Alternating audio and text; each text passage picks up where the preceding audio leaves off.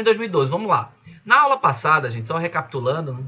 em primeiro lugar, boa noite para todos. Desculpa, gente, eu nem falei com todos vocês ao mesmo tempo, né? Vamos começar essa aula, dar uma saudação técnica, né? Em primeiro lugar, boa noite.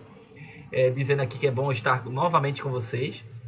E no nosso último encontro, nós falamos sobre Nicolau Maquiavel. E quando eu comentei, André, que você ia gostar muito, porque Nicolau Maquiavel, ele é claramente o autor que vai... Deixa eu passar essa moto aqui. É o cara que vai criar ou inaugurar uma corrente na política que vai ser denominada como realismo político. Realismo político, ou seja, é a maneira de você interpretar a política sobre uma ótica do real, de tentar analisá-la de uma maneira clara, sem as paixões, sem os desejos éticos. O que eu quero dizer com isso? Todos os pensadores, até Nicolau Maquiavel, todos, sem exceção, quando iam debater sobre política, eles debatiam como a política deveria ser, como o mundo deveria ser, como a cidade deveria ser, como no caso de Santo Agostinho, que nós falamos. Santo Agostinho escreveu um trambolho desse tamanho, um livrão chamado A Cidade de Deus, e nesse livro ele vai imaginando como seria a cidade perfeita e que o papel de um governante na Terra é tentar imaginar a cidade perfeita, copiar os modelos da cidade perfeita, que seria a cidade de Deus na Terra. Só que a cidade da Terra sempre vai ser imperfeita porque é a cidade do pecado. Então o pensamento medieval é desse jeito. O pensamento grego, você vai pegar um Aristóteles, por exemplo, Aristóteles vai dizer que um dos objetivos da polis, da cidade, é proporcionar a felicidade dos indivíduos, proporcionar a felicidade do povo. Tanto que Aristóteles vai ter uma frase bem famosa, que é a frase que, citação clichê, não coloquem na redação. É clichê isso aí, já é chavão. O homem é um animal político. O que ele quer dizer com isso? Que é um animal da polis, é um animal que vive em coletivo. E aí Aristóteles vai debater, dizendo que a polis, a cidade, é um caminho para fazer a pessoa ser feliz. A pessoa precisa de uma polis bem organizada para ser feliz, porque ela não vive sozinha. É impossível ser feliz sozinho, dentro da lógica grega. E vários outros autores gregos vão defender esse aspecto, de imaginar um governo ideal, um governo perfeito, como era o caso de Platão, no mundo das ideias, de que existiria um governo ideal. Mas aí quando a gente vai para Maquiavel ele não acredita nessa ideia de governo ideal. Maquiavel ele é muito nu e cru. Ele simplesmente acredita que o papel do político é se manter no poder, é se encontrar no poder. Quando ele está lá no poder, ele tem que manter a toda custa, a qualquer custa, o poder. E para isso ele precisa ter apenas duas coisas próximas dele, que não são fáceis. Uma delas é a fortuna, que ele chama de sorte, e a outra é a virtude, que seria não necessariamente a virtude, a palavra virtude, mas seria a habilidade de se manter no poder.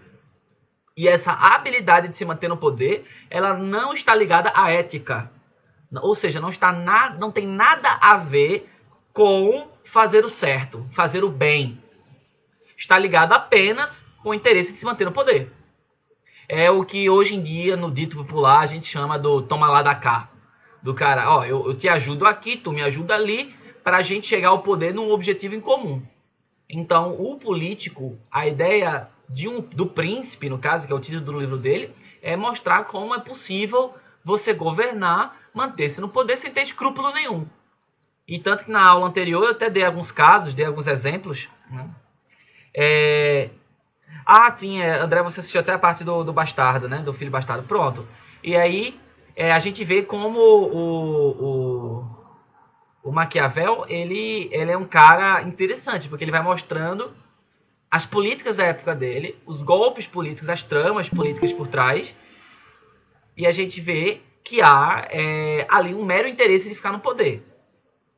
E aí eu até brinquei com vocês que se alguém aqui quer estudar Maquiavel sem precisar lê-lo diretamente, você pode assistir aquela série Game of Thrones.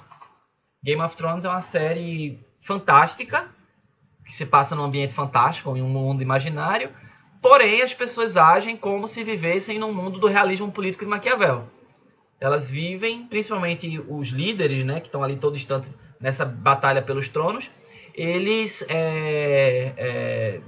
fazem tramóias, fazem complôs, Eu até contei que existem algumas cenas do Game of Thrones que são claramente inspiradas em trechos do Príncipe Maquiavel, como a cena lá do Casamento Vermelho, que é baseado na história real que Maquiavel conta. Maquiavel sempre conta casos reais.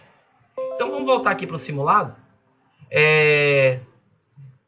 Vamos ver o que Maquiavel quer dizer nesse trecho. Isso aqui é um trecho do próprio livro O Príncipe. Tá?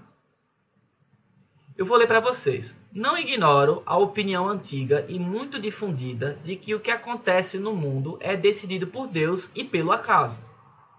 Então, não ignoro a opinião antiga, medieval, e muito difundida de que o que acontece no mundo é decidido por Deus e pelo acaso. Essa opinião é muito aceita em nossos dias, devido às grandes transformações ocorridas. O que eu acho incrível no Maquiavel, parece que você está lendo ele está escrevendo uma postagem no Facebook agora, né?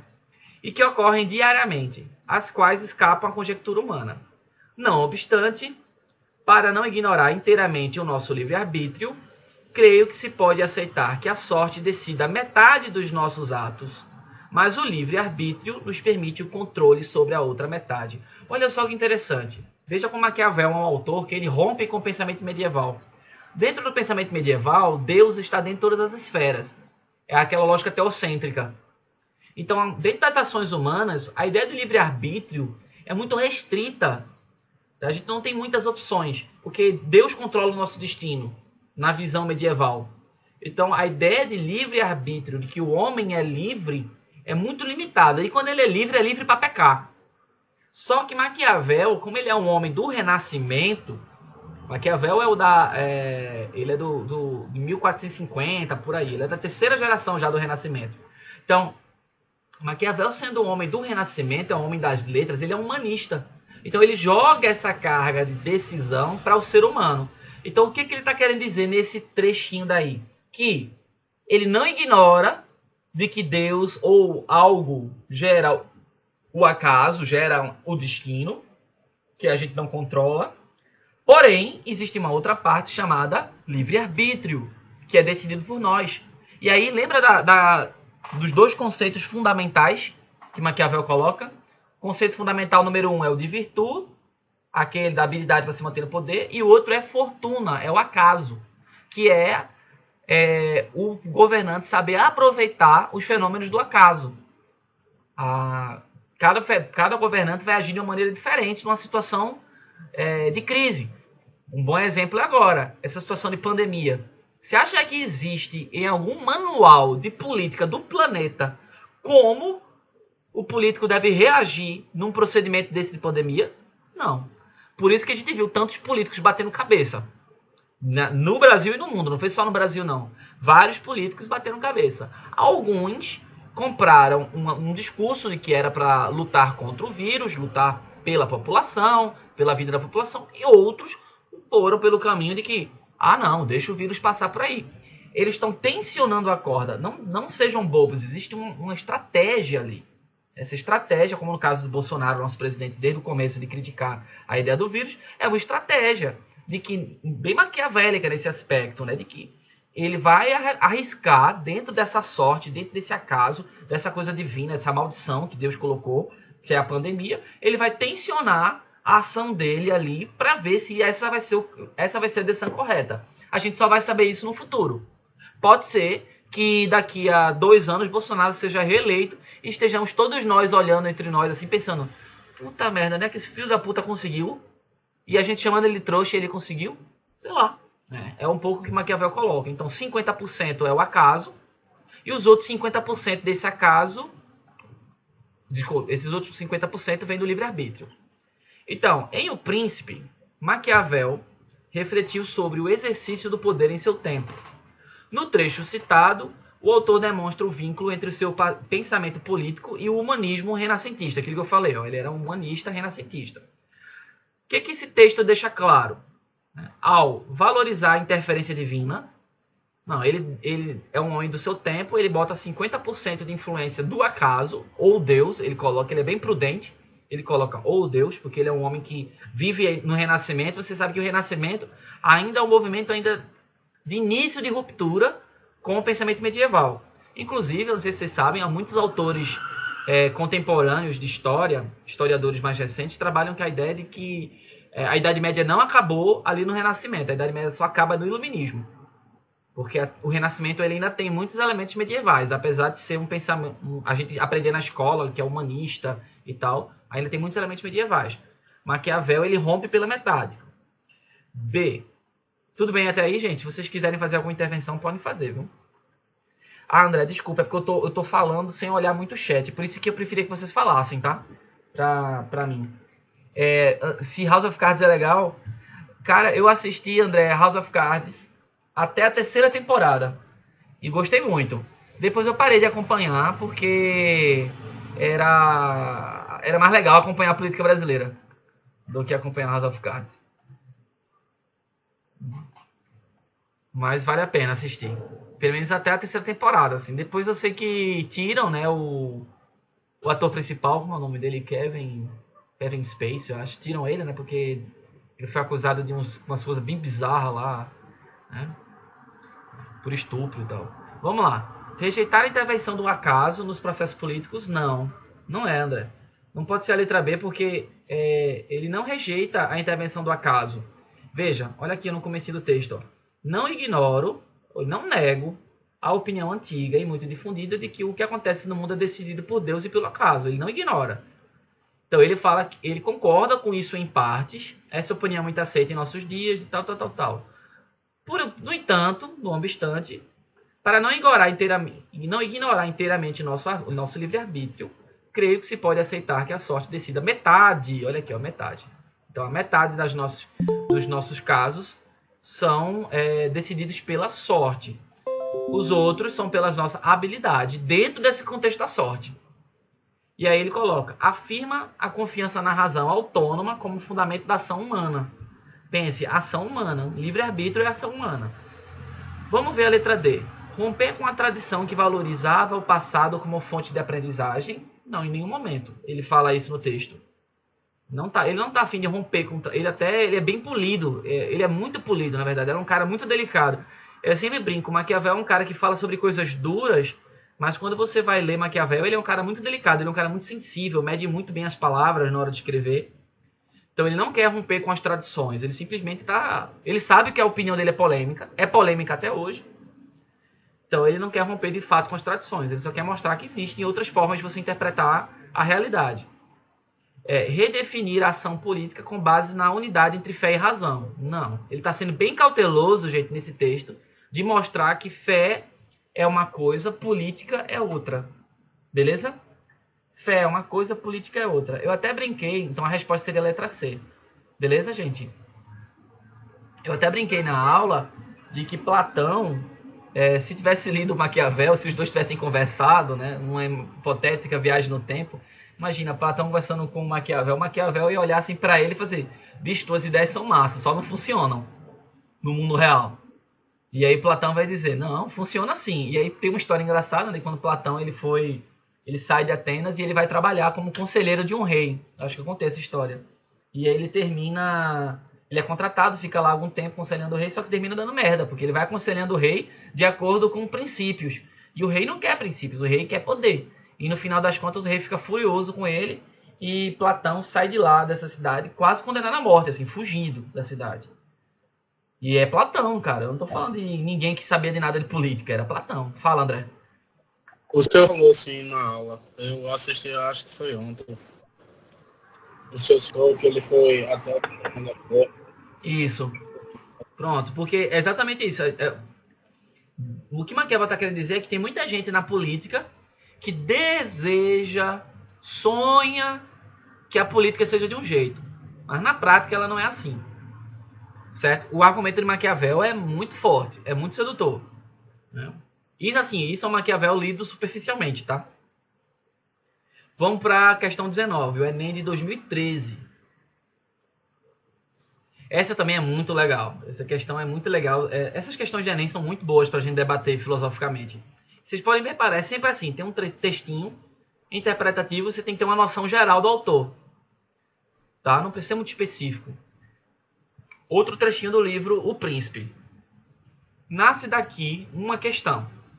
Se vale mais ser amado que temido, ou temido que amado. Responde se ambas as coisas seriam de desejar. Então, o que ele está dizendo? Que nasce uma questão, se é melhor ser amado do que temido, né? Ou temido que amado. E aí ele fala, o ideal é ser os dois. Desejar as duas coisas. E aí ele continua, mas por que é difícil juntá-las? É muito mais seguro ser temido que amado, quando haja de faltar uma das duas. Ou seja, se você só tem como ter em uma das duas, entre ser amado e temido, ele coloca que é melhor ser temido. Porque dos homens se pode dizer, de uma maneira geral, que são ingratos, volúveis, simuladores, covardes e ávidos de lucro. E enquanto lhes fazes bem, são inteiramente teus. Oferecem-te o sangue, os bens, a vida e os filhos. Quando, como acima disse, o perigo está longe. Mas quando ele chega, revoltam-se. Então, o que ele está dizendo? Que as pessoas elas são boazinhas, elas são amistosas, elas são amigáveis com aquela pessoa que é sempre amável. Mas no primeiro momento em que o jogo vira, essas mesmas pessoas que sempre foram amáveis vão ser as primeiras a atacarem a pedra. Eu sempre dou um exemplo da minha própria profissão. Todo mundo aqui já deve ter tido o professor, que é o professor bonzinho, que é o professor legal, que é o professor do colégio que todo mundo gosta, que todo mundo acha cara gente boa e tal. E todo mundo já deve ter tido o professor que é o casca grossa, que é o professor que é o cão, velho. O professor que entra na sala, todo mundo cala a boca. Não pio a aula do cara. Acho que todo mundo já teve esse professor assim. O que Maquiavel está querendo dizer com esse negócio de ser é mais difícil se manter amado do que temido? O cara que é grosso, o professor que desde o começo construiu essa imagem dele de grosso, de violento, ele chega em sala de aula, todo mundo já acha normal o comportamento dele de violência. O pessoal já está acostumado com aquilo, mesmo que não goste. Então você já aprende que tem alguns comportamentos que você não vai fazer ao lado daquela pessoa, ao lado daquele professor. Você não vai soltar a mesma piada que você solta em outro local. E aí todo mundo vai respeitar aquela pessoa, aquele professor. Por mais que nos bastidores se fale mal do cara. Mas na frente dele, ele vai lá e vai executar a aula dele. E aí Maquiavel vai dizer, qual é o objetivo daquele professor? Não é executar a aula dele. Olha que interessante, eu não estou dizendo que é fazer que o aluno aprenda. É executar a aula dele. Porque alguns professores que são muito brabos dando aula, o objetivo dele é ensinar o conteúdo. Não necessariamente que o aluno aprenda. Ele vai estar lá, abrir, ensinar, e se o aluno aprender, ele vai culpar o aluno. Ele vai dizer, porque tu é vagabundo, porque tu não estuda, porque tu é burro. Vocês devem ter escutado gente que faz isso. Aí o cara chega lá na frente, dá a aula dele, um tom autoritário, ninguém dá um pio, algumas pessoas ficam até com vergonha de tirar dúvida, e aquilo ali passa. Todo mundo está habituado com ele desse jeito. Se alguém fizer uma pergunta, alguém fizer algo meio chato na aula e ele for grosso, você até pode por dentro ficar chateado, mas você espera isso daquela pessoa. Você não esperava carinho dela. Você esperava isso. Então, tua reação, tua expectativa já era essa. Agora, imagina outra situação hipotética. Entra o professor bonzinho, gente boa, cumprimenta todo mundo vai lá, bate. E aí, professor, não sei o que, beleza, tá. Todo aquele carinho, aquela recepção e tal. E aí o professor, ele tá querendo dar a aula dele, e o pessoal começa a rir, começa a brincar, e o professor tá lá, e o professor começa a pegar, e o pessoal começa a rir, começa a tirar, até que chega uma hora que o professor perde a paciência, bate na mesa e dá um grito, e manda todo mundo calar a boca. Na mesma hora que ele faz isso, e dá essa surtada, esse pitizinho ali na frente, há uma possibilidade enorme dos alunos olharem para ele e pensarem, caralho, fulano tá gritando comigo. Então, tipo, o impacto de uma pessoa amável, que é sempre amável, quando ela surta, é muito mais incrível do que quando uma pessoa que é sempre temida, sendo temida novamente. Tá compreendendo? Agora, imagine que você está numa figura de autoridade. Numa figura de autoridade, o ideal é que você seja respeitado, amado e, ao mesmo tempo, temido. Porém, se não puder ser amado, a autoridade precisa, pelo menos, demonstrar que ela detém o poder, que ela detém a força. Por isso que muitos policiais agem do ponto de vista de Maquiavel sem saber. muitos policiais agem preferindo, ao invés de serem gentis numa abordagem, eles preferem logo começar a abordagem de uma maneira radical, grosseira, porque isso já impõe a eles o poder. E ainda mais uma questão de imaginário. No nosso país, da gente imaginar que a polícia é truculência para alguns grupos. Então, alguns grupos que já estão acostumados com a truculência da polícia, se o policial agir desse jeito, aquela pessoa já vai se comportar de uma maneira que o policial espera que ela se comporte, e ela também vai agir dessa mesma forma em relação ao policial. Entende? Então, no fundo, é isso que ele está dizendo. É uma reflexão que a gente faz a partir desse pequeno trecho do livro O Príncipe. Então, a partir da análise histórica do comportamento humano de Maquiavel, no livro O Príncipe, a gente vai ter as suas relações sociais e políticas. Maquiavel define o homem como um ser munido de virtude, com disposição nata para praticar o bem a si e aos outros. Não, isso aqui vocês podem até anotar do lado. Quem diz mais próximo disso, algo do tipo assim, é Jean-Jacques Rousseau, que a gente já falou sobre ele. Naquela aula sobre democracia, eu mencionei que Jean-Jacques Rousseau é um dos primeiros autores contratualistas, na ideia de contratualismo, de dizer que em estado de natureza os homens são bons. A teoria do bom selvagem. B. Possuidor de fortuna, valente de riquezas para alcançar êxito na política. Não, veja, aqui a pessoa que gerou, o Enem aqui quando fez essa questão, ele fez até um truque, assim, porque a palavra fortuna em Maquiavel não tem nada a ver com riqueza. A palavra fortuna tem a ver com sorte. Lembra? Fortuna, inclusive, vai dar origem a uma palavra em português, que é afortunado, quando é uma pessoa que tem muita sorte, e infortúnio, que é quando uma pessoa que tem azar ou está passando por uma coisa ruim, certo? Então é um infortúnio. Isso, a gente tem essa palavra nesse sentido em português, de sorte. Então, letra C, guiado por interesses, de modo que suas ações são imprevisíveis e inconstantes. O que vocês acham? Dentro dessa ideia de... só lembrar aqui, Porque dos homens se pode dizer de uma maneira geral que são ingratos, volúveis, simuladores, covardes, ávidos de lucro, e enquanto lhes fazem bem, são inteiramente teus. Oferece-te o sangue, os bens. Mas quando lhe chega o contrário, revoltam-se. Então o homem, ele é um ser imprevisível. São ações inconstantes. Não tem como você decidir como as pessoas vão agir. É por isso que a forma que você enxerga a humanidade... Malu, mas é porque na forma que você enxerga a humanidade, do ponto de vista de qualquer autor, vai influenciar diretamente na visão de política daquele autor. Como Maquiavel, ele é um autor que ele não tem papas na língua, ele não tem simplicidade. Ele vai dizer, olha, o ser humano, ele não é mau por natureza, não é que ele seja mau, mas é porque ele é um ser que é sujeito a vaidades. É diferente de você dizer que a pessoa é má. As pessoas são vaidosas. Então, Malu, olha que interessante. Quando eu falo que as pessoas são inconstantes, é uma previsão. Só que a inconstância é uma previsão que eu não posso delimitar o que vai acontecer. Entende? É diferente de eu dizer como Platão, por exemplo, dizia de que se a polis for construída de tal forma por filósofos reis, a polis gerará cidadãos justos, cidadãos felizes. Mas Maquiavel vai dizer que não, porque não tem como fazer isso, porque o comportamento das pessoas são imprevisíveis. Por mais que você tente imaginar uma situação hipotética boa, no final das contas, o comportamento das pessoas são imprevisíveis, tanto do governante quanto do povo. Por isso que há essa margem de liberdade, de livre-arbítrio das pessoas. Agora, Maquiavel tem um truque, viu? Ele percebe isso, ele não é um cara pessimista. Por mais que ele fale dessa forma.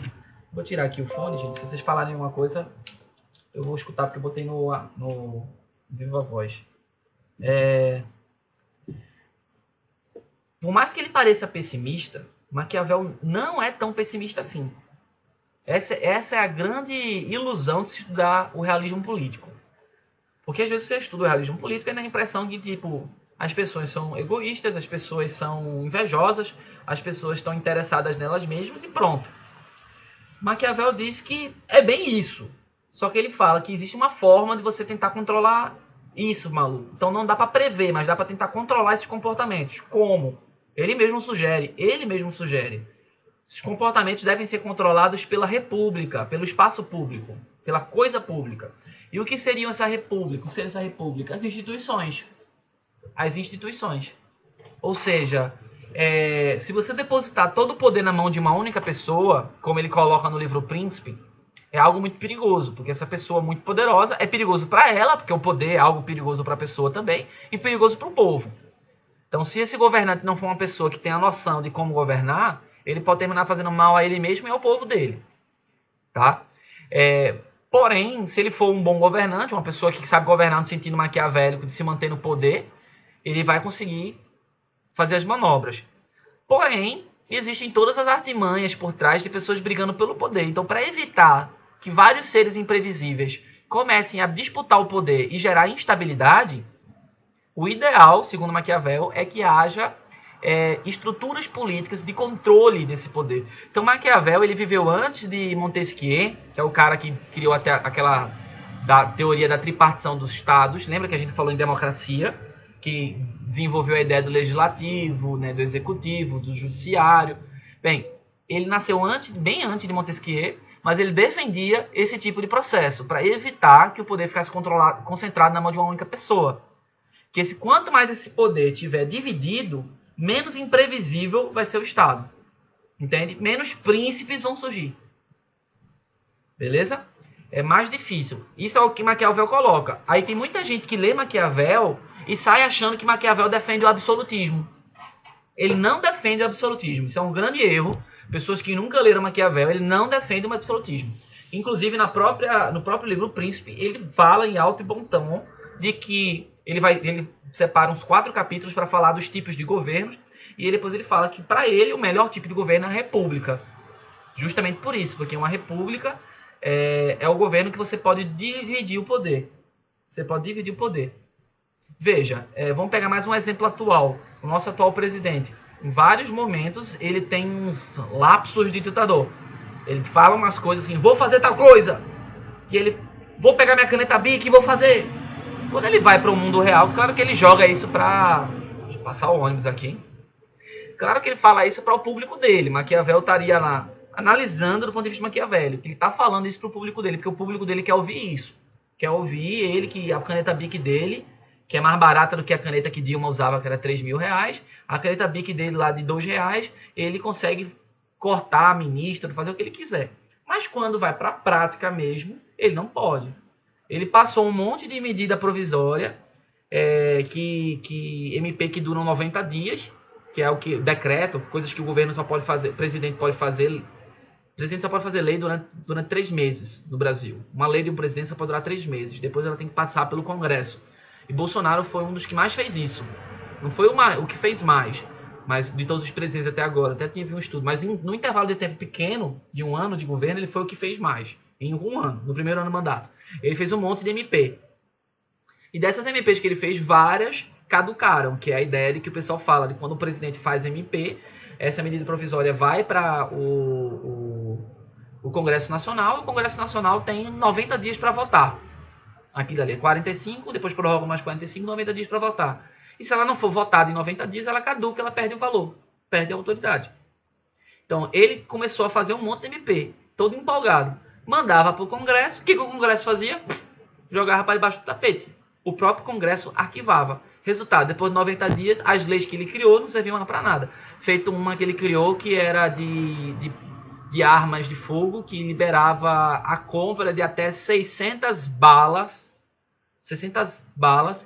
para qualquer pessoa que tenha direito a comprar armas, assim, que tenha idade, que tenha os critérios. Porque o critério no Brasil atualmente são 200 balas, se eu não me engano. E ele aumentou para 600. E essa MP, na hora que ele lança a MP, vale. Aí a pessoa vai lá e pode comprar 600. Mas depois de 90 dias, essa MP caducou, perdeu a validade. Tiveram vários. Então ele teve o espírito de ditador, de vontade de criar a lei no grito, sem passar pelo legislativo. Porém, as instituições frearam ele. Entendeu, gente? Então, o próprio Maquiavel já previa isso. Se existem instituições dentro da sociedade para frear os poderes, essas imprevisibilidades, esses lapsos dos governantes, é a melhor forma que a gente tem de ter uma estabilidade política. Beleza? Não sei se eu estou sendo muito prolixo, minha gente, é porque a gente nunca faz esses exercícios de questões por questões e eu gosto de ser bem preciso assim na análise da questão. Tranquilo aí, gente, nessa parte de Maquiavel? Alguma dúvida por enquanto? Tem uma outra questãozinha aqui, que eu ainda acho que é de Maquiavel. É a última questão de Maquiavel, são as 3 últimas. Que eu tinha planejado na semana passada, na aula, ter respondido com vocês. Vamos lá. Para Maquiavel, quando um homem decide dizer a verdade, pondo em risco a própria integridade física, tal resolução diz respeito apenas à sua pessoa. Para Maquiavel, quando um homem decide dizer a verdade, pondo em risco a própria integridade física, tal resolução diz respeito apenas à sua própria pessoa. Mas se esse mesmo homem é um chefe de Estado, os critérios pessoais não são mais adequados para decidir sobre ações cujas consequências se tornam tão amplas, já que o prejuízo não será apenas individual, mas coletivo. Nesse caso, conforme as circunstâncias e os fins a serem atingidos, pode-se decidir que o melhor para o bem comum seja mentir. Então veja que interessante, esse livro não é o do Maquiavel, não é um livro do Maquiavel, é um livro sobre Maquiavel. Inclusive Maria Lúcia Aranha é uma grande autora, uma boa filósofa brasileira, e ela conclui indiretamente aquela famosa frase de Maquiavel, que Maquiavel nunca disse. A frase que Maquiavel nunca disse, mas que todo mundo lembra, que é outra frase que é clichê, que não usa em redações, que vai mostrar que você não tem domínio nenhum sobre o autor, que é a frase: os fins justificam os meios. Todo mundo já ouviu falar nessa frase, né? O que essa frase quer dizer? Quer dizer que se teu objetivo é necessário, faça o que tiver para fazer. Maquiavel, ele diz isso efetivamente, mas não com essas palavras. Ele diz que se o objetivo do Estado é tal e for necessário esse Estado fazer algo que é considerado eticamente reprovável, porém isso é bom para o coletivo daquele Estado, faça. Não haja, você enquanto político não deve agir pensando que você vai ser punido por Deus por isso. Porque a tua moral individual não equivale à moral coletiva no teu Estado. Tu tem que pensar no bem do teu Estado. Então, por exemplo, vou dar um exemplo. Estados Unidos, Segunda Guerra Mundial, vitória prestes a vencer contra o Japão. Prestes a derrotar o exército japonês. O exército japonês não se rendia, porque eles lutavam baseados num código de guerra chamado Bushido. E esse código de guerra não permitia a rendição. Então, os japoneses lutavam até a morte. Além disso, lutavam drogados também. Não sei se vocês sabem que os japoneses usavam uma droga. Inclusive, tem até um filme que eu assisti agora no Netflix. Quem quiser assistir, vale a pena. É Drug King, o nome do filme. É um filme coreano, de um traficante coreano que vai traficar drogas no Japão após a Segunda Guerra Mundial, nos anos 70. É muito legal o filme. E ele trafica uma droga chamada Speed. E essa droga era utilizada pelos soldados japoneses. Não pelos soldados, claro, mas pelo governo japonês para dar para os soldados, para eles ficarem acelerados e lutarem na guerra. E não terem medo da morte. Era como se fosse uma espécie de metanfetamina, de êxtase, uma coisa assim. Aí o exército japonês não se entrega, continua lá lutando, morrendo, embora o país esteja todo destruído, não tem chance nenhuma de ganhar essa guerra. Aí você é presidente americano. Você tem no seu bolso um grupo de cientistas que estão desenvolvendo uma arma secreta. E aí eles chegam para você e falam: a arma já está pronta. Do outro lado, você sabe que a guerra já está acabando, é questão de tempo. De um lado, do lado esquerdo, lá na França, lá na Europa, os aliados já libertaram a França e estão entrando na Alemanha. Do lado direito da Europa, a Rússia já conquistou todos os territórios alemães e já está chegando em Berlim, prestes a pegar Hitler. Então a guerra é uma questão de tempo para acabar. Os russos vão ganhar a guerra Vão chegar antes em Berlim, inclusive. Você é o presidente americano.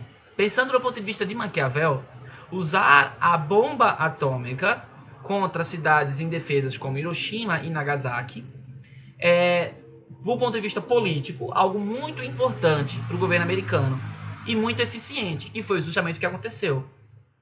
Numa guerra que já estava perdida, os japoneses já não tinham mais nenhuma chance de ganhar aquela guerra, numa questão de tempo, talvez uma semana, 2 semanas, um mês, para os japoneses serem derrotados por completo, se renderem.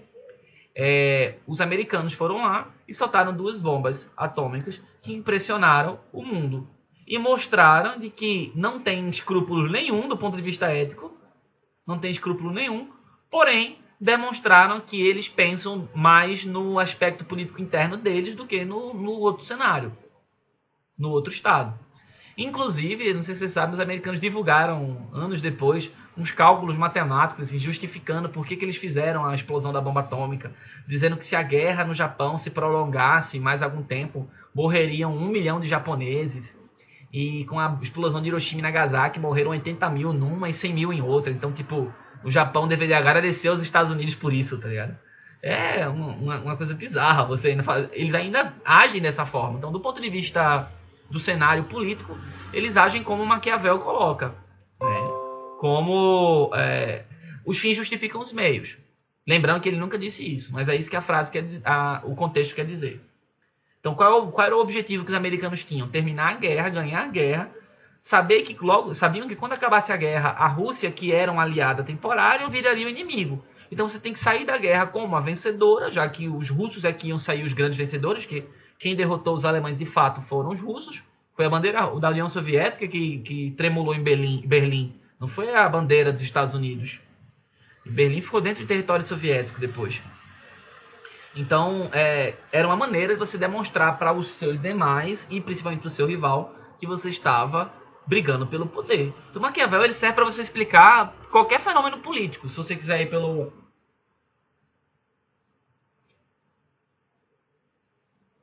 âmbito do realismo político. Beleza, gente? Então, vamos lá. O texto aponta uma inovação na teoria política na época moderna, expressa na distinção entre... Vamos lá. Idealidade e efetividade da moral. Então, questão 18, né? Vamos lá. A idealidade e a efetividade da moral. B. A nulidade e a preservabilidade da liberdade. Ilegalidade e legitimidade do governante. Verificabilidade e possibilidade da verdade. Objetividade e subjetividade do conhecimento. Então, o texto aponta uma inovação na teoria política na época moderna, expressa na distinção, separação, tá? Presta atenção aqui na palavra, distinção. Então, você tem que separar o ideal, certo? Da efetividade da moralidade. Então, você vai colocar o ideal do teu ponto de vista político, do teu povo, do teu governo, da tua coletividade, e você vai afastar ela de qualquer tipo de moralidade, de julgamento moral. Porque é a decisão de um Estado. É a decisão de um Estado. É como se fosse mais ou menos assim, Estados não vão para o inferno, sabe? Estados não vão para o inferno. Quem vai para o inferno são pessoas. Estados não. Então, os Estados não devem agir de acordo com as leis morais como uma pessoa comum. Inclusive, tem uma coisa interessante. Maquiavel em nenhum momento defendia que as pessoas, no âmbito pessoal, deveriam agir de uma forma diferente. Do ponto de vista ético. Não. Do ponto de vista pessoal, no dia a dia, os cidadãos eles têm que cumprir as leis, cumprir as regras. Porém, o governante, pensando o governante no ponto de vista do governo, ele não precisa disso. Ele tem uma lógica própria. É o interesse da coletividade, é o interesse da maioria dele e, claro, da pessoa que está governando. Beleza, gente? É um cara bem nu e cru, o pensamento de Maquiavel. Até aí, tranquilo, gente? Bem destrinchadinho aqui, Maquiavel. Agora vamos mudar um pouquinho de assunto e vamos para a questão 17, que é a questão de Tomás de Aquino. Isso é um texto, mais uma vez, direto do próprio Tomás de Aquino. Veja como o Enem gosta de colocar autores e que você leia diretamente o texto do autor. Então veja, agora há pouco a gente fez 3 questões sobre Maquiavel. Dessas 3 questões, 2 eram literalmente textos de Maquiavel. Então você tendo uma projeção geral do autor, isso facilita. Vou dar uma projeção, vamos fazer uma projeção geral assim do Tomás de Aquino.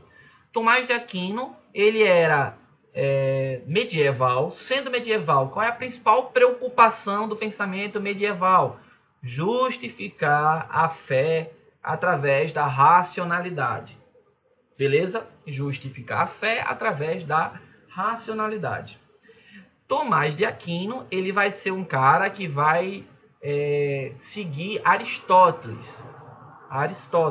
E qual é a diferença de Aristóteles para Platão? A grande diferença de Aristóteles para Platão é que Aristóteles acredita... quer falar alguma coisa? Abriu aí, André? Qual é a variante da 18? Qual? Da 18?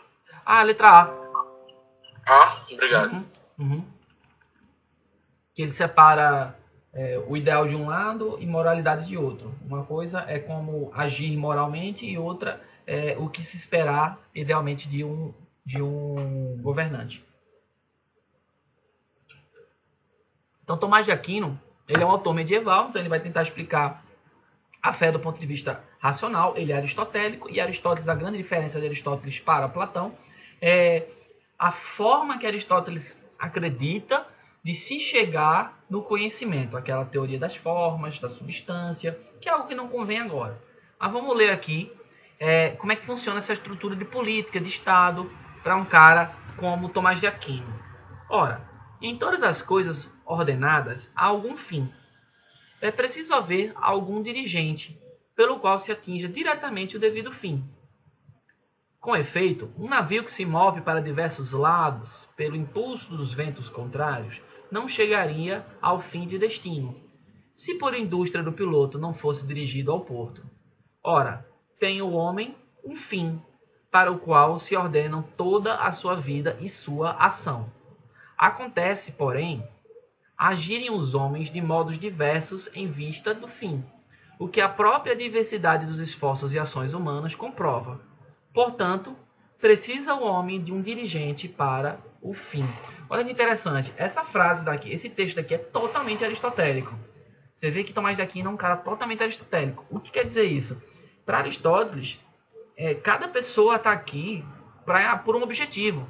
Cada coisa está para um objetivo. A virtude de alguém ou a virtude de algo é justamente cumprir o seu próprio objetivo. Então, qual é o objetivo, de uma tesoura? Cortar. Se a tesoura corta bem, ela é uma tesoura virtuosa, porque ela está cumprindo a virtude dela, que é cortar. A dificuldade do homem é justamente encontrar a virtude dele, porque ele tem diversas possibilidades, que é o que ele coloca aí. Porém, o homem ele precisa, como qualquer barco, como qualquer coisa, encontrar a finalidade dele. E aí ele precisa de uma finalidade algo que vá dirigir ele para essa finalidade. E aí, do ponto de vista de Aristóteles, como Aristóteles responde que é a polis, que são os governantes que vão possibilitar a felicidade dos indivíduos, já que é impossível ser feliz sozinho, lembra lá do começo da aula. O São Tomás de Aquino também vai ter uma ideia parecida. Então, a gente precisa de um monarca, a gente precisa de um governante que dirija o povo a um objetivo, entende? Que promova a sociedade, ao interesse próprio dessa sociedade. Beleza até aí? Então, no trecho citado, Tomás de Aquino justifica a monarquia como o regime de governo capaz de... Está justificando a monarquia. A monarquia é um governo capaz de refrear os movimentos religiosos contestatórios. Não é isso que ele está mencionando no texto. Promover a atuação da sociedade civil na vida política. É uma questão, essa alternativa poderia gerar uma dúvida, mas ele não está falando de democracia. Ele está pedindo, gente, diretamente que uma pessoa, portanto, precisa o homem de um dirigente para o fim. Então ele precisa de uma pessoa específica para designar o que aquela sociedade precisa. Unir a sociedade tendo em vista a realização do bem comum. Esse bem comum é o interesse daquela sociedade. Se a sociedade é cristã, como é o caso da época dele, Tomás de Aquino era um autor cristão. Então, para ele está defendendo um monarca cristão. Defendendo um monarca cristão. Reformar a religião por meio do retorno à tradição helenística? Não. Dissociar a relação política entre os poderes temporal e espiritual? Não. Veja, dentro do período medieval, mais uma vez, você tem que ter umas compreensões globais. Dentro do período medieval, você vai dizer que autores medievais vão sempre tentar justificar a fé deles de uma forma racional. E vão tentar, consequentemente, justificar parte do mundo que eles acreditam. Dentro da esfera bíblica, não há nenhuma crítica direta a monarquias. A Bíblia, pelo contrário, a Bíblia valoriza muito os monarcas. Você pode ver que muitas vezes, quando as pessoas se referem a Deus na própria Bíblia, ou no dia a dia numa igreja, elas se referem a Deus como o rei dos céus. Não é o presidente dos céus, é o rei, né? Então, a ideia da monarquia é algo muito forte. Então, Tomás de Aquino, mesmo ele sendo medieval, não sendo de tradição hebraica e tal, ele é um cara que leu a Bíblia, ele vem com essa influência através do cristianismo, ele vai tentar construir a sociedade do tempo dele, baseado nos modelos políticos que a Bíblia propõe, e ele vai justificar esses modelos políticos. Mas veja que o argumento dele é muito mais refinado do que ele simplesmente chegar e dizer: tem que seguir o cara porque Deus quer. Não, ele não vai falar isso. Ele vai racionalizar sobre isso. Então ele vai dizer que, olha, todo mundo tem uma finalidade, é muito difícil definir sua própria finalidade, então é necessário uma autoridade, uma figura de poder que determine ao povo o caminho a ser seguido. Essa é a justificativa que ele dá para acreditar na monarquia. Entendeu? Beleza, gente? E acho que a gente já conversou sobre isso, né? Que o Brasil a gente tem uma galera voltando a defender a monarquia aqui no Brasil. E argumentos medievais. Não no sentido, eu não estou falando medievais no sentido de crítica, assim, de dizer, são argumentos antigos que não prestam. Não, argumentos de autores medievais, como Tomás de Aquino, por exemplo. Beleza? Dúvida, gente, nessa 18? É a 18 essa? Não, essa foi a 17, né? A 17. Dúvida na 17? Me dê um feedback aí, por favor, só para eu saber, tá? Eu já falei, falando sozinho aqui, eu fico com a sensação que tá dando tudo certo. Vamos para 16? Na verdade, essa questão daqui, deixa eu falar de novo, agora é sobre Santo Agostinho. Mais uma vez, Santo Agostinho, medieval. Os medievalistas vão explicar a fé através da razão. Em nenhum momento Santo Agostinho vai enfiar a Bíblia na tua goela. Santo Agostinho, ele vai ler a Bíblia, e esse bicho leu a Bíblia, viu? Leu mesmo. Eu vi até um artigo uma vez falando que a biblioteca de Santo Agostinho tinha 20 e poucos livros, porque na época dele era muito difícil você ter livro, porque os livros eram escritos à mão. Então ele tinha 20 e poucos livros. A diferença, meu amigo, é que ele deve ter lido esses livros várias vezes, esses livros que ele tinha na biblioteca dele. E só eu aqui, eu tenho acho que mais quase 100 vezes os livros que Santo Agostinho tinha, se for pra falar assim, né? Mas não tenho nem metade da capacidade de argumentação que Santo Agostinho tinha. Mas aí Agostinho, ele é medievalista, só que a diferença dele para Tomás de Aquino é apenas que ele é platônico, tá? Platônico, mas também está separado por um intervalo de tempo, bote aí uns 600 anos de diferença de um para o outro. Vamos aqui, ó, Santo Agostinho, mais uma vez. E esse livro de Santo Agostinho, minha gente, eu aconselho, ó, livros para ler antes de morrer. São as Confissões de Santo Agostinho. Belíssimos, belíssimos. São confissões lindas, assim, muito legais mesmo. Não sei se eu falei na aula sobre Santo Agostinho. Santo Agostinho tem uma história engraçada. Ele era um cara leigo, né? Ele era um cara fora da vida religiosa e se converte lá para os seus 30 e poucos anos. E aí esse processo de conversão dele, e depois ele faz essas confissões que são reflexões sobre a vida regressa dele, né? A vida antes de ser convertido. E ele faz reflexões muito bonitas mesmo. São textos que a gente se identifica até hoje. E ele continua: não é verdade que estão ainda cheios de velhice espiritual aqueles que nos dizem Que fazia Deus antes de criar o céu e a terra? Se estava ocioso e nada realizava. Tipo, é aquela pergunta: onde é que estava Deus antes de criar o universo, se ele é eterno? Dizem eles: por que não ficou sempre assim no decurso dos séculos, abstendo-se como antes de toda a ação? Por que Deus não ficou parado sem fazer nada? Se existiu em Deus um novo movimento, uma vontade nova para dar o ser às criaturas que nunca antes criara, como pode haver verdadeira eternidade se nele aparece uma vontade que antes não existia? Então, se Deus construiu o universo do nada porque ele teve vontade, como é que a gente pode dizer que existe uma verdadeira eternidade se essa eternidade, esse ser eterno, ele é capaz de ser sujeito às suas próprias vontades? Ele é sujeito dos seus próprios desejos, suas próprias mudanças. Entende que uma das coisas que pressupõe a divindade, a separação da divindade e o ser humano, é justamente a noção de tempo.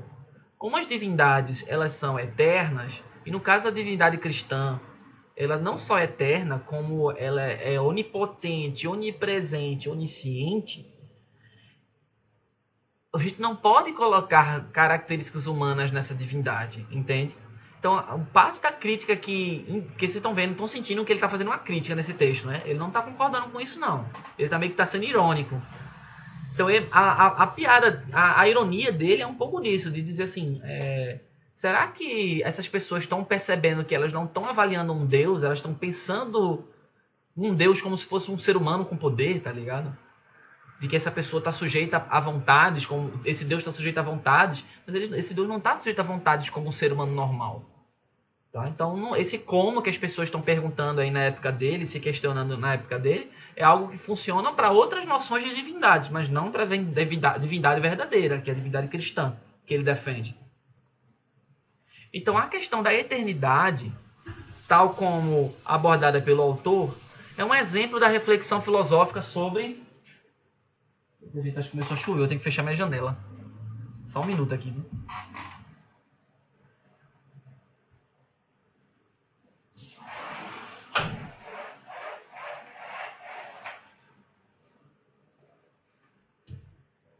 Desculpa, meu povo. Vou fechar a janela porque senão alaga tudo aqui dentro. Vamos lá. Então, a questão da eternidade, tal como abordada pelo autor, é um exemplo da reflexão filosófica sobre a essência da ética cristã, b, natureza universal da tradição, c, certezas inabaláveis da experiência, d, abrangência da compreensão humana, e, interpretações da realidade circundante. Veja, o que eu estava querendo dizer agora há pouco? A nossa compreensão de vida, ela é baseada em parte das nossas experiências que a gente está tendo. Então, muitas vezes, as pessoas terminam projetando na experiência divina a experiência humana que elas tiveram. Entende? Então, a resposta mais próxima dessa questão da eternidade, que foi colocada pelo autor, é a ideia da abrangência da compreensão humana, a nossa interpretação em relação a essa ideia de eternidade, que muitas vezes pode ser deturpada. Porque as pessoas, como ele coloca aqui, não é verdade que ainda estão cheios de velhice espiritual aqueles que nos dizem, como se fossem pessoas sábias. Essas pessoas que fazem essas perguntas, para ele, não são pessoas sábias. Tá bom? São pessoas que não compreenderam efetivamente a questão da eternidade, porque elas ainda estão presas a essas limitações da compreensão humana. Então temos que ampliar, sair dessa compreensão humana pequena da nossa mortalidade para poder compreender um ser que é uma entidade eterna, perfeita, imutável, tá? Onipresente, onipotente e onisciente. Beleza? Dúvida nessa questão, gente? Na questão 16?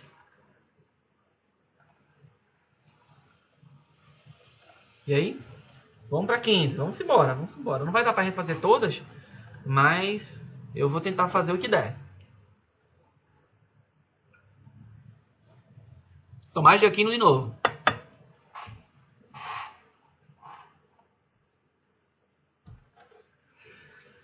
Desde que tenhamos compreendido o significado da palavra Deus, sabemos de imediato que Deus existe. Com efeito, essa palavra designa uma coisa de tal ordem que não podemos conceber nada que lhe seja maior. Ora, o que existe na realidade e no pensamento é maior do que o que existe apenas no pensamento.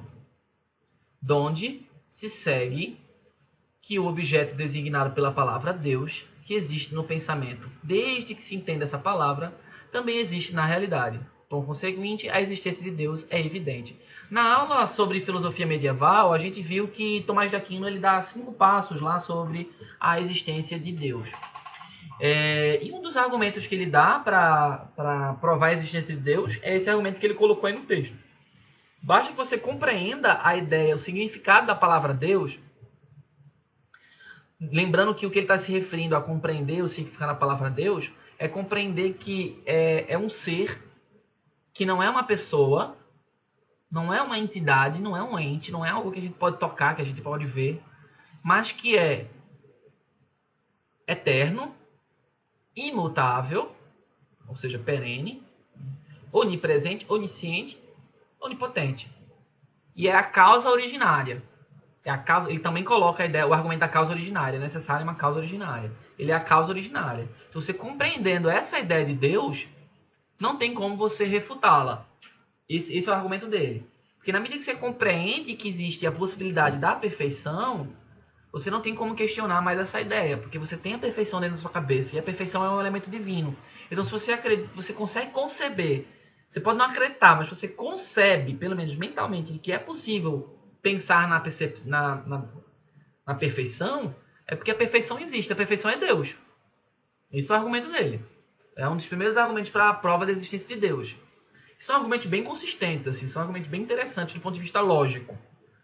A gente falou sobre eles na aula de medieval. Quem quiser qualquer coisa rever lá esse teminha daí. Então vamos lá. O texto apresenta uma elaboração teórica de Tomás de Aquino, caracterizada por reiterar, ou seja, recolocar, reforçar a ortodoxia religiosa contra os heréticos. Ele está atacando alguém aqui que é chamado de herege? Não. Sustentar racionalmente doutrina alicerçada na fé. Olha, essa questão, para ser bem sincero, gente, eu gosto de fazer a leitura porque a gente está aqui no cursinho, certo? E é muito importante que você possa mastigar questão por questão. Veja quanta reflexão a gente faz em cada um desses excertos aqui.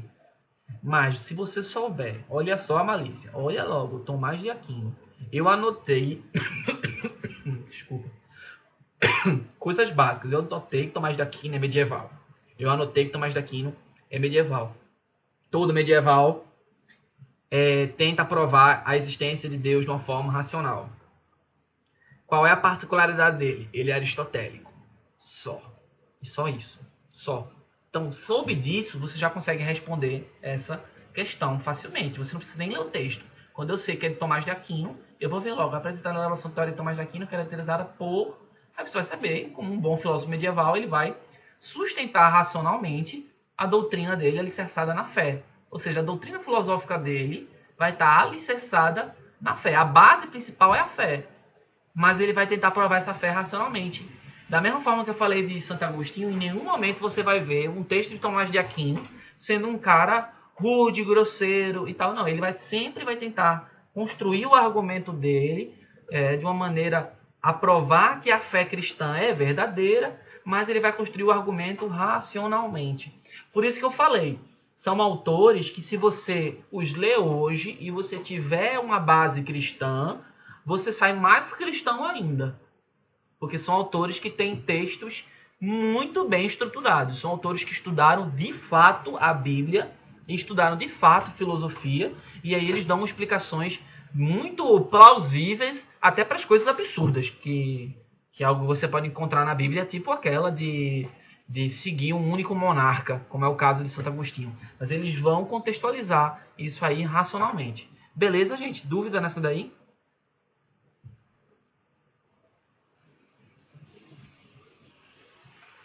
Vamos embora para, acho que é a última questão sobre isso. É a última questão sobre Agostinho. Sobre Agostinho não, sobre medieval. De fato, não é porque o homem pode usar a vontade livre para pecar que se deve supor que Deus a concedeu para isso. Há, portanto, uma razão pela qual Deus deu ao homem esta característica. Esse texto é maravilhoso. Pois sem ela não poderia viver e agir corretamente. Pode-se compreender, então, que ela foi concedida ao homem para esse fim, considerando-se que se um homem a usar para pecar, recairão sobre ele as punições divinas. Ora, isso seria injusto se a vontade livre tivesse sido dada ao homem não apenas para agir corretamente, mas também para pecar.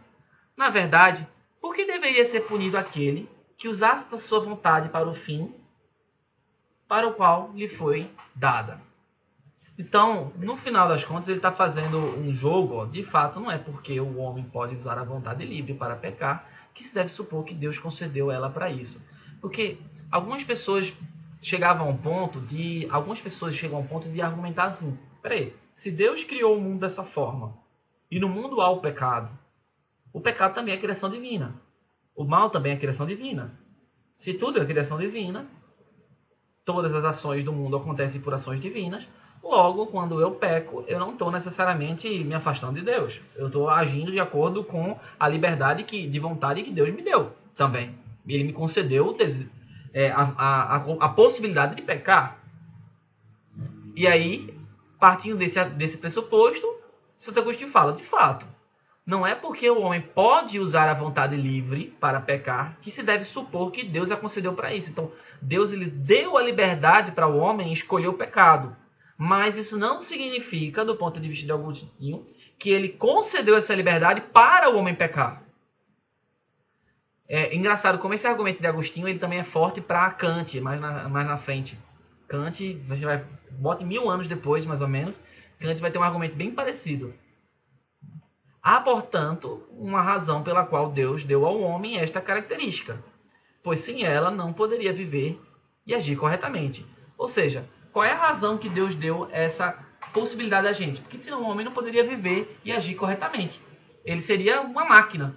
Então o homem ele precisa agir corretamente de acordo com a vontade dele. A vontade ele tem que ser livre, tem que ter o livre-arbítrio para agir dentro da maneira correta, da maneira boa de agir, da maneira cristã que Agostinho está dizendo que tem que agir. Pode-se compreender, então, que ela foi concedida ao homem para esse fim, considerando-se que, se um homem a usar para pecar, recairão sobre ele as punições divinas. Então, questão sobre livre-arbítrio, né, de Agostinho. O filósofo cristão Agostinho de Hipona sustenta que a punição divina tem como fundamento o desvio da postura celibatária. Nem existia essa ideia de celibato ainda. Celibato, para quem não sabe, é o padre se manter virgem, né? Virgem não, né? Não ter relações sexuais, não tem nada a ver. B. Insuficiência da autonomia moral. Autonomia moral. O que é autonomia moral? Autonomia. Nomia significa lei, nomo, tá? E auto próprio. Então, insuficiente quer dizer falta, né? Então, falta da capacidade moral de se autogestionar, de se autocontrolar. Então, a punição divina, ela surge no homem, do ponto de vista de Agostinho, justamente por quando o homem ele é incapaz de perceber as próprias regras que Deus colocou, que para Agostinho essas regras foram colocadas dentro da gente. Então, a gente lê a Bíblia, tem acesso à verdade e a gente sabe que está pecando. Sabe? A gente sabe que está fazendo errado. Então a gente sabe que estamos constantemente lutando contra a nossa própria vontade. E aí acho que nesse aspecto ele é bem feliz, né? Porque muitas vezes quando nós tomamos decisões, a gente internamente sabe que aquela decisão é errada, sabe que vai fazer mal, mas mesmo assim a gente age. Então, do ponto de vista de Agostinho, a gente tem internamente esses valores cristãos, esse valor que Deus colocou ali do certo e do errado. Então, na medida que a punição divina surge, é justamente quando esse ser ele pecou porque ele foi moralmente incapaz de agir como essas regras pressupõem. E essas regras elas não são regras ruins de viver, são regras certas, são regras verdadeiras. Então você tem a liberdade de escolher agir quanto elas, e se você agir dentro delas, você será feliz dentro da lógica cristã. E se você agir contra elas, você vai ser uma pessoa que é uma pessoa imoral. Beleza? É uma pessoa imoral. É até um argumento que é um ímpio. Né? O ímpio é aquele que é um impiedoso. Já ouviram falar na expressão impiedoso, sem piedade? É mais ou menos isso. Beleza? Essa foi mais fácil. Mais interpretação.